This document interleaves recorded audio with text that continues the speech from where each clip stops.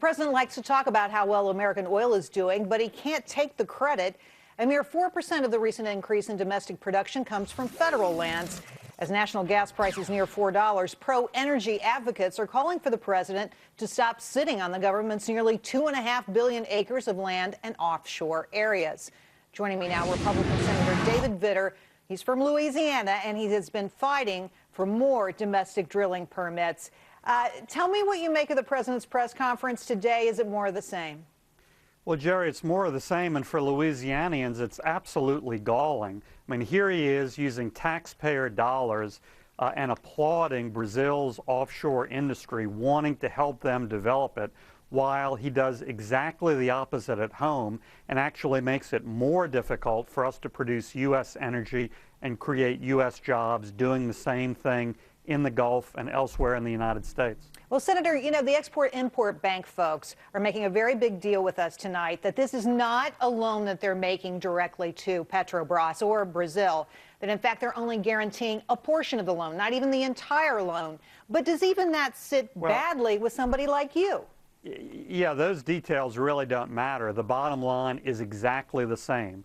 We're using U.S. taxpayer dollars to help finance offshore and other oil and gas development in Brazil, when the same administration won't do it here at home, won't expand those jobs in the Gulf and elsewhere in the U.S. We have enormous potential for that economic activity here at home. It wouldn't take any taxpayer dollars. It would just take the Obama administration getting out of the way. You've pressed the White House for answers on the outcome of some of these loans. Have they gotten back to you? No, I've sent 2 specific letters to the Ex-Im Bank asking for details about these loans. Have no answer yet, but we will get an answer. We'll keep pushing. Well, let me show you something that we found here. This is the impact of Export-Import Bank loans. And what you see is that only $33 billion of a total of $2 trillion in exports are backed by these loans. So in effect, if you look at the impact of the bank on total exports, hey, it's tiny. What do you make of that? Well, Jerry, it is very limited. What's even more worrisome are those cases, I'm not talking about energy, but for instance, in some airline deals where Ex-Im loans actually work against American airlines, make them less competitive.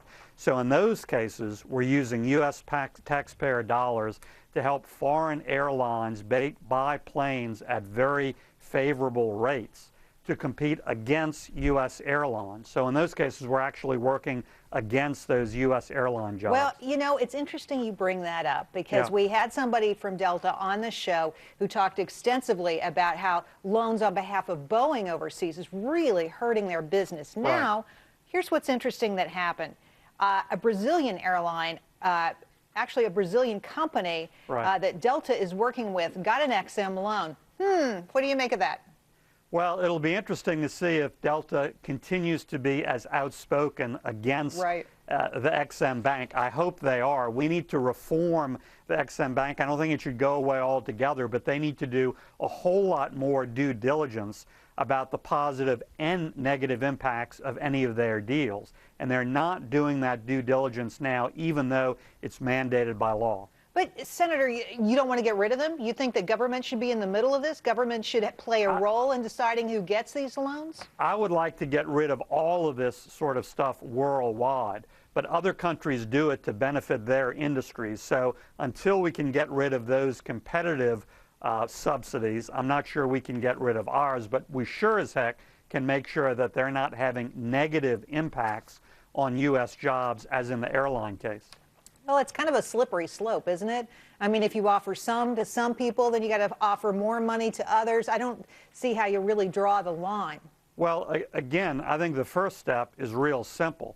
Do the due diligence, do the research, and see if your taxpayer-financed deal is actually going to work against U.S. jobs, as it does with many of these airlines.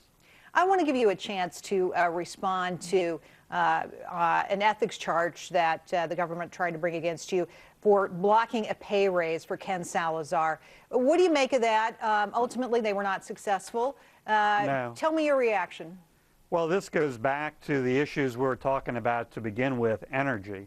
I was appalled by Ken Salazar and the Obama administration's energy policy, and it was like rubbing salt in the wound to Louisianians when in the midst of the moratorium in the Gulf, the most negative of their energy policy, a pay raise for Ken Salazar was proposed.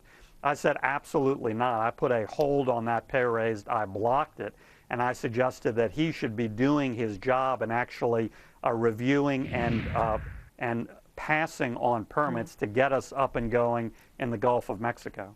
Well, it seems to me, I mean, if you look very seriously at the administration's policy, when it comes to oil, when it comes to coal in particular, it's not an all-of-the-above strategy out there. No. It's something else. How would you describe the president's energy policy? No, no, no, no, no. I mean, that's his answer over and over and over again to domestic energy.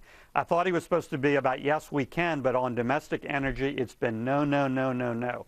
Nothing off the Atlantic coast, no to the Pacific coast, no to the Eastern Gulf, no to most stuff offshore Alaska, certainly no to ANWR, the Alaska National Wildlife Refuge, and no so far to enormous activity that could potentially happen in the western states with these new shale finds. Right. So they've just been saying no, no, no, no, no. Trans-Canada. We need to start saying, of course, no to the Keystone XL pipeline.